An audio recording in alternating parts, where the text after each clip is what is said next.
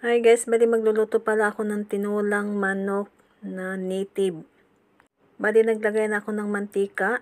Hindi nilagay ko na yung bawang. Bali isusunod ko na yung luya at saka sibuyas.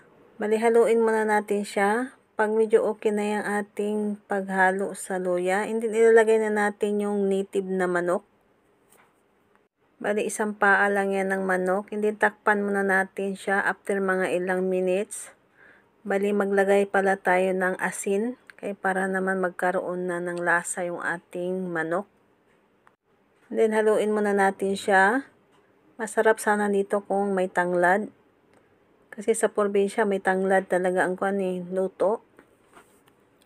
Pangpadagdag kasi yon sa pangpalasa. And then maglagay tayo ng tubig. After natin lagyan ng tubig, takpan muna natin siya. Antayin natin na kumulo. Pagkatapos pala yan, bali sasalain natin siya para yung kanyang sabaw malinis. So bali nilagay ko pala yan siya sa crock pot. Kasi para lumambot talaga yung ating manok. Kasi native yan, matigas kasi yan matagal pa kuluin.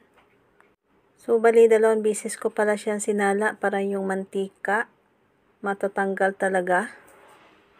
Pag native na manok kasi mayroon siyang taba-taba, bali kailangan natin tanggalin talaga. Pwede naman na hindi tanggalan.